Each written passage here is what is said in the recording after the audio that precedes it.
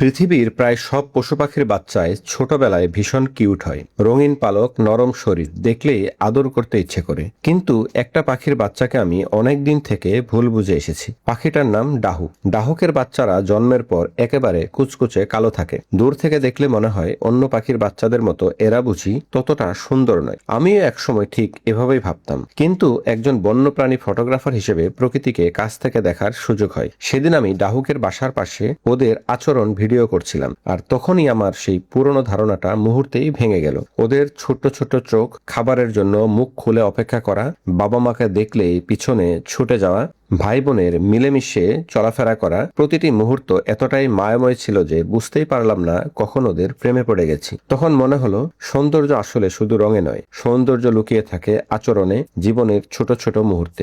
আমরা মানুষরা অনেক সময় শুধু বাইরের চেহারা দেখে বিচার করি, অথচ প্রকৃতি কখনো কাউকে অসুন্দর বানায় না, শুধু প্রত্যেকের সৌন্দর্য প্রকাশের ধরন আলাদা।